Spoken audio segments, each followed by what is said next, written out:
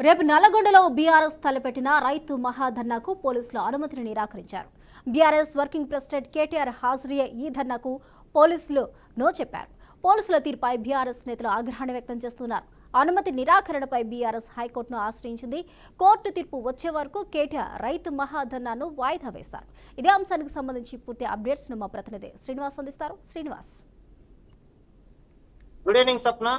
తెలంగాణలోని BRS party 21వ తారీఖు ఈ నెల పెద్ద ఎత్తున నల్గొండ జిల్లా కేంద్రంలోని మహాధర్నా చేపట్టడం జరిగింది. ముందస్తుగానే బీఆర్ఎస్ పార్టీ రాష్ట్ర వ్యాప్తంగా ప్రచారం కూడా చేసుకోవడం జరిగింది.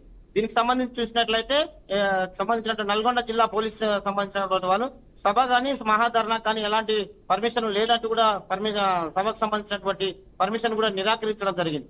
ఇదే విషయానికి సంబంధించి రాష్ట్ర సంబంధించినటువంటి బీఆర్ఎస్ పార్టీ నాయకులు కూడా పూర్తిగా ఇక్కడ ఉన్నటువంటి మాజీ మంత్రి అయితేనేమి రాష్ట్రంలో ఉన్నటువంటి అనేక మంది మాజీ మంత్రులు కోర్టును ఆశ్రయిస్తామని కూడా మీడియాకు ముందుకు వచ్చి చెప్పినటువంటి పరిస్థితి.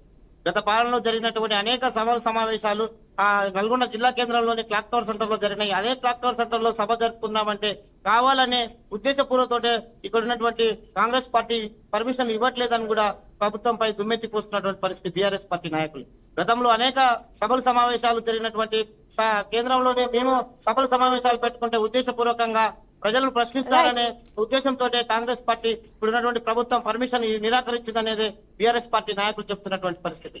గతంలోని అనేక సార్లు ఈ ప్రాంతంలో జరిగినటువంటి అభివృద్ధి అయితేనేమి ఈ ప్రాంతంలో ఉన్నటువంటి అనేక విషయాల మీద బీఆర్ఎస్ పార్టీ అనేక అభివృద్ధి చేసిందని చెప్పుకోవడం